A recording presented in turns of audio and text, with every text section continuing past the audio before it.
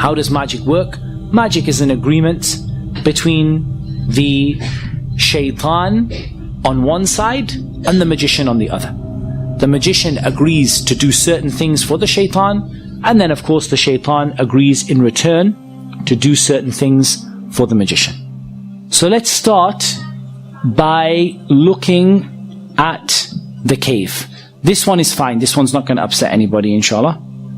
There's nothing in here that's going to be particularly horrible. And as I said, I'm going to try and avoid the worst of them, because I did have people fainting in previous lectures. Okay, so you see this person has made a circle and they've created an altar at the front. The altar has magical symbols in it and symbolism. Each single symbol has a purpose. Each color of each candle has a purpose. You can see in there is a little shrine at the front with a triangle, and the use of the circle and the triangle is going to come later on. You'll see that very clearly. Each of those candles has a purpose and a reason, and what this person would be commanded to do would be to sit inside of the circle for a prolonged period of time in a cave. And this is just showing you the cave in which the person would be sitting. They're going to a place known for the possession of the jinn, known to be isolated. They're sitting inside of that cave, and then they are going to be sitting for such a prolonged period of time, lighting the candles and beginning to mention the name of the shaitan, call upon the shaitan and invite the shaitan to come to their presence. And they would usually be asked to relieve themselves in the same circle that they sit in, and to sit in their own filth. But that's the lightest one. I thought I'd test your stomach first of all. That's the lightest one. Now let's go and have a look at what magicians do with the Quran. This is a public sewer. It's full of, waste and excrement.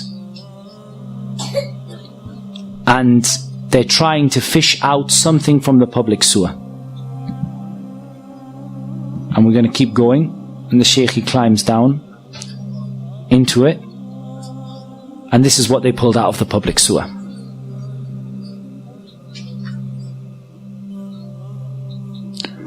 As you can see, this is a copy of the Quran that has been used in a public sewer. It's covered in human filth. It's covered in sewage. And they now have to clean and purify this copy of the Quran. Just in case you thought that was a one-off, we'll show you another video. This one has 51 copies of the Mus'haf that have been disgraced by the magicians. As you can see, they are covered, these are all copies of the Quran. They are covered in knots. They are covered in filth inside of them. They're going to open one of them up. They're covered in pins like voodoo dolls. They're cutting them open, and you see the state of the Mus'haf inside.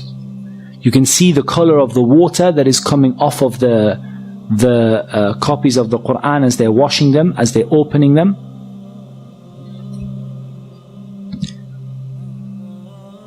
And they're washing them with rose water, and they're washing them with perfume in order to remove the excrement that was on them. And they were found in a toilet, in a public sewer. 51 copies of the Mus'haf. And you can see inside the state that these masahif have been put in. And inside there are metal nails bent over. These are part of the magic. And you can see how covered these masahif are in dirt and in uncleanliness. Right. What you can see here is a copy of the Quran, and you can see a circular, I don't know what to call it, a device. And you can see what the Quran is smeared with. The story of this is actually much, much worse. Whatever you can imagine, the story is worse. There was a maid who wanted to perform magic upon the family that she was with. She took a copy of the Quran, she placed it into this tube, and she placed it where she placed it when she was on her monthly cycle, and she covered the Quran in menstrual blood. This is what magicians do. Here we're going to see another magician. And this magician is going to show how he's been caught. And part of them being caught is they ask them to they ask them to show what it was that they were doing without letting them make shirk. They don't let them call upon the shaitan, but they just let them show the idea of what they were doing in order to expose them in front of the people.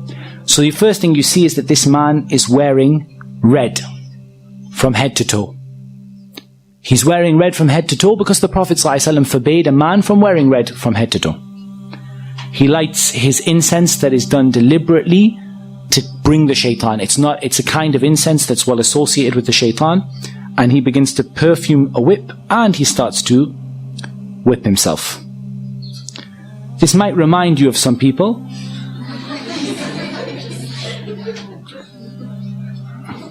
And I'll make no further comment on that. Now, what you can see there is curtains on the wall that again he has disobeyed the Prophet ﷺ by placing curtains all over the wall. And what you see here is blood stains on the curtains. Now, what he would do is he would sacrifice a rooster. The rooster that's associated with the calling of the people to the Fajr prayer. They would sacrifice a rooster to other than Allah. To sacrifice a rooster to the shaitan and then allow it to flap around the room, spreading the blood all over the walls. And then you would see what this person would do. They have some more little tools that they use. They would then lie in a position of humility and a position of lowliness, and you're going to see, and they would stay in that position calling upon the shaitan, calling upon the shaitan to appear before them, calling upon the shaitan to help them, calling upon the shaitan to aid them and to support them. And what they do is they make a contract between themselves and between the shaitan. And this contract is then placed in a number of places. And I'm going to show you some examples. This here is a bird that was confiscated from the house of a magician. And you can see stitched into its wing, or onto its tail. I've got all sorts of them, this one.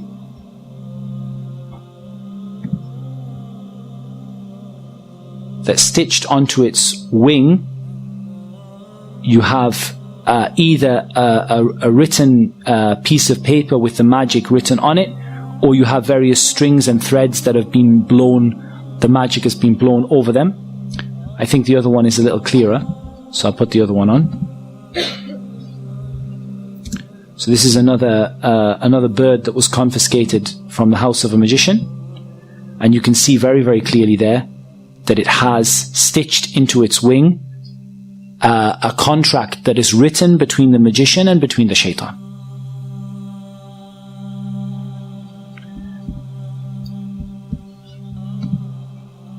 You also have an example of they're burying the magic in the graves.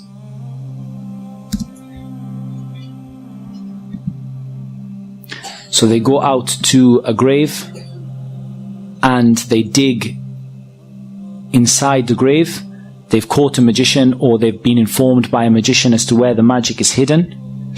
And you're going to see that they bring out from the grave, they've been told what side of the grave to look at, and they bring out usually a plastic bag, and the bag has various magical items in it. You can see there that you have the letters and the symbols that we're going to talk about tomorrow, and you're going to learn about what those symbols and letters mean.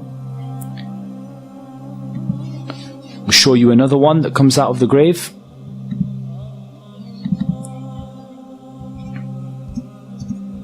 This is right in the base of the grave, in the middle of the night. They call them out because they've heard that there's some magic buried there, and they keep on digging and digging. And eventually they take out this pouch. And they start to open the pouch. And we're going to see what's in it.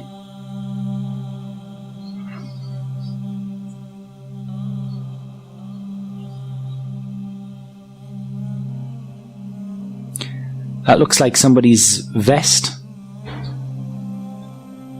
Inside you have an egg which is painted or coloured red, may well be blood, and has a number of needles stuck into it. You have a tissue, a man's tissue. You have a lemon. You have the head of an animal that was sacrificed to other than Allah.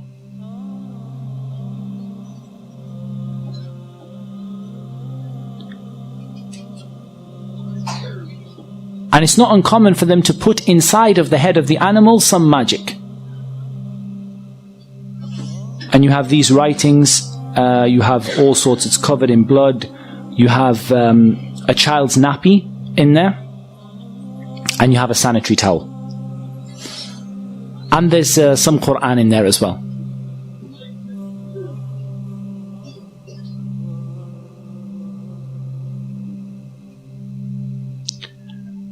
And we're going to count the number of pins. You can see in there that there are 7 pins.